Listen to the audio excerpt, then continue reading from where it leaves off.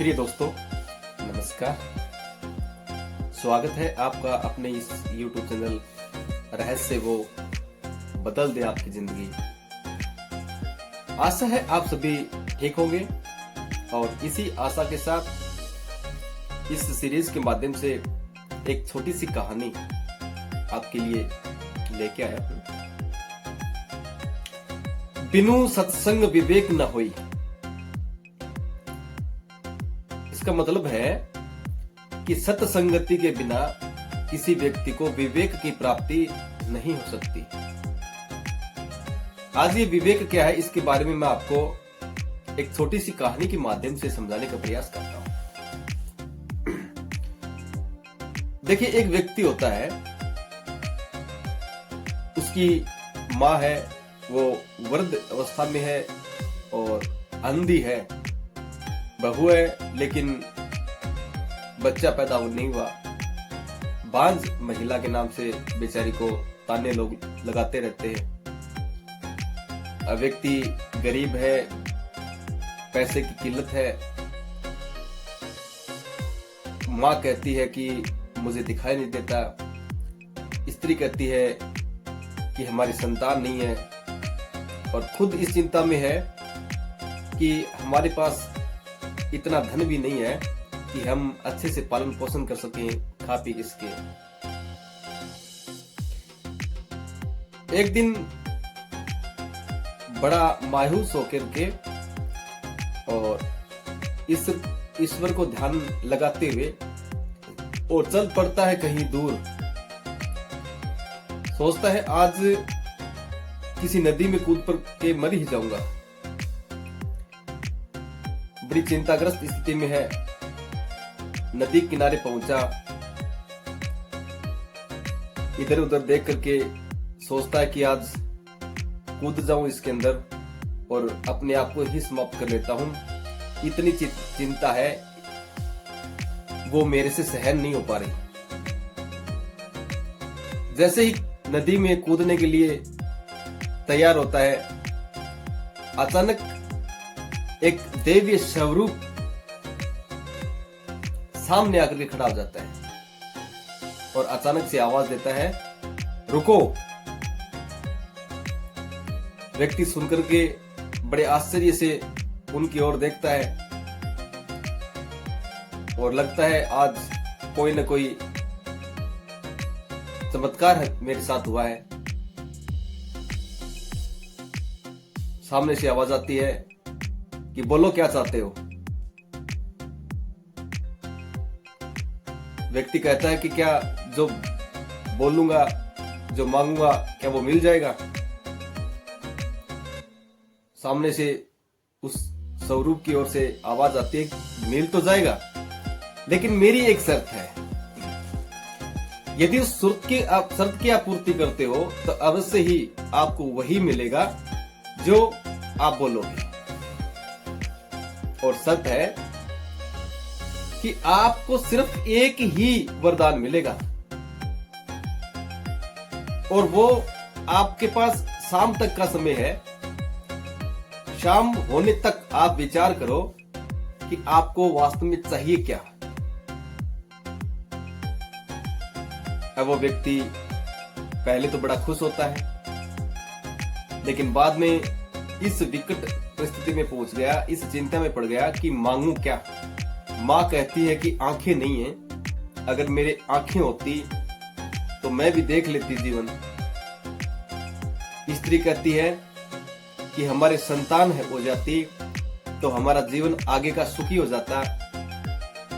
ये जीवन इतना जो बांझपन जो मैं झेल रही हूँ, लोगों की दृष्टि में जो कुंठित भाव में लिए बैठी हूँ, वो मेरे को नहीं मिलता।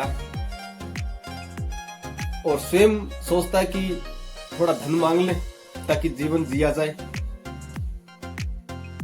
अब 3 मांग है, लेकिन मांगे कौन सी, ये प्रश्न उसके सामने बार बार आने लग गया। थोड़ी देर चिंता में खड़ा रहा तो सामने उस स्वरूप की ओर से, उस ईश्वरीय शक्ति की ओर से एक आवाज आती है कि आपके पास समय है, आप चाहे तो घर पर जाकर के और आपस में घर वालों से बातचीत करके आ जाइए और उसके बाद में जो मांगोगे वो मिल जाएगा। व्यक्ति घर पर आता है, रास्ते में सोचता रहता है कि माँ के पास जाऊं या अपनी वाइफ के पास, अपनी स्त्री के पास जाऊं। अब माँ के पास जाए तो माँ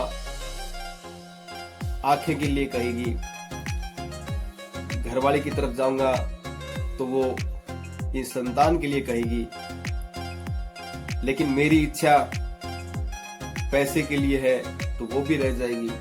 लेकिन फिर भी सबसे पहले माँ के पास चला गया।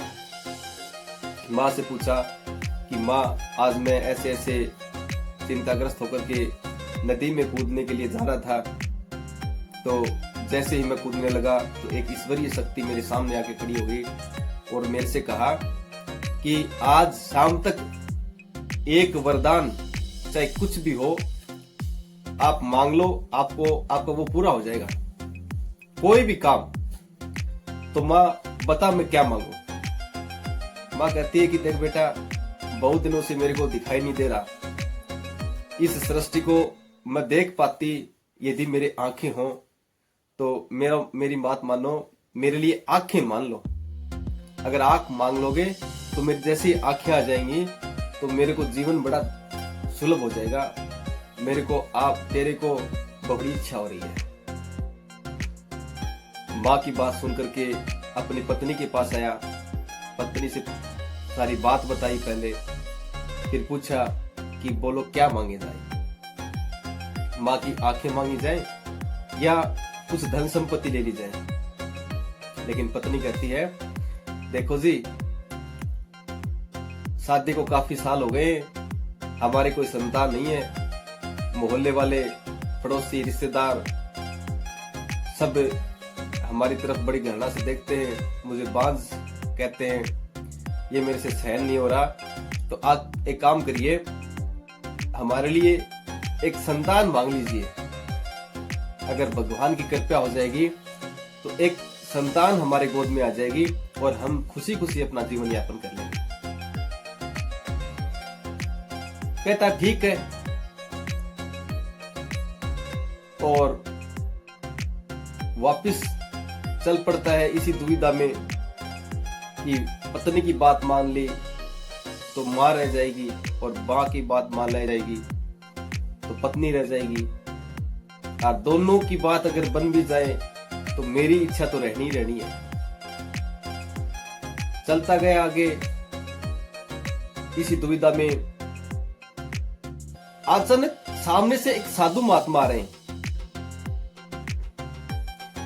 साधु महात्मा उसी रास्ते पर जैसे ही नजदीक आए, व्यक्ति नीचे की मुंह करके रास्ते रास्ते ये सोचता जा रहा है कि वास्तव में क्या किया जाए।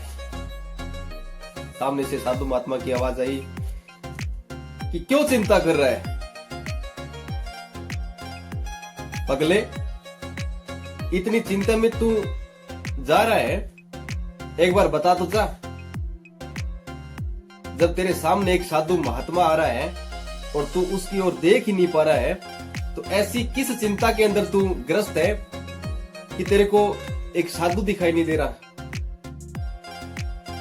अचानक उस व्यक्ति के जो हाव भाव है वो बदल गए और साधु महात्मा की तरफ देखते हुए उसने हाथ जोड़कर नमस्कार किया।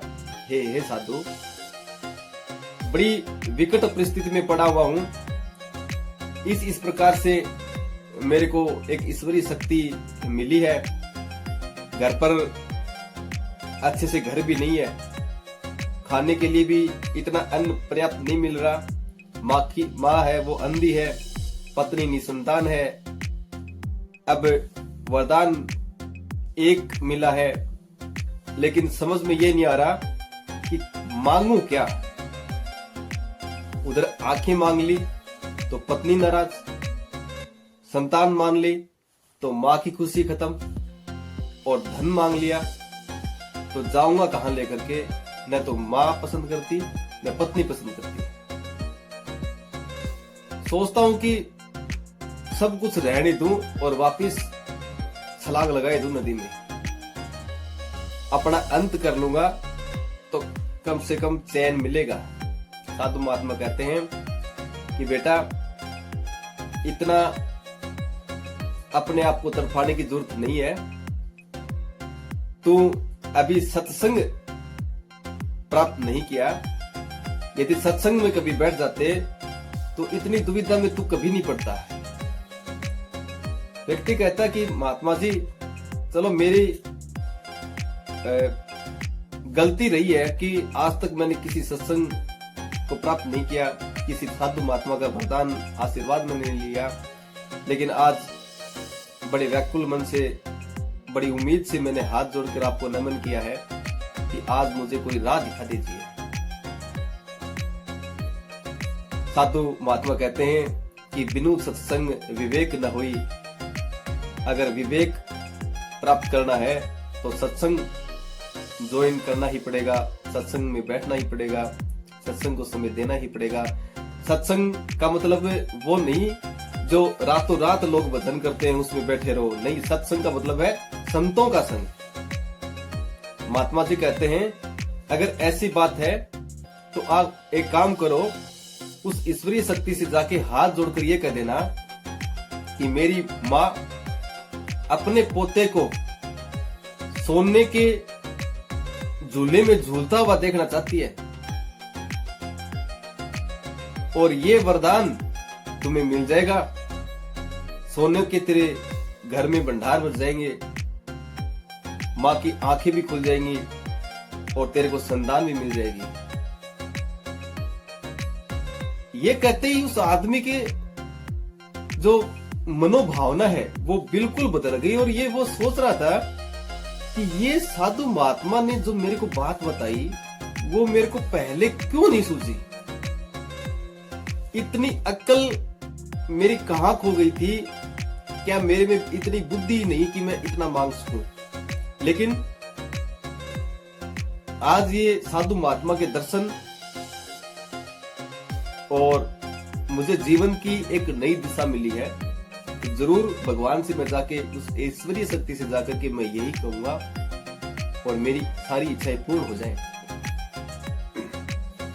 व्यक्ति उस नदी की ओर शाम ढलते ढलते पहुंच जाता है, जाकर के उसी शक्ति रूप से ये हाथ जोड़कर निवेदन करता है। सामने से उस आकृति से आवाज आती है कि बोलो, क्या विचार किया, क्या मांगना चाहता है बता। उस व्यक्ति ने बड़े सरल भाव से कहा कि हे भगवान, मेरी माता है, वो सोने के झूलने में अपने पोते को खिलाना चाहती है। भगवान बड़े खुश हुए, बोले तेरे में इतनी अक्ल थी नहीं, ये आई कहां से?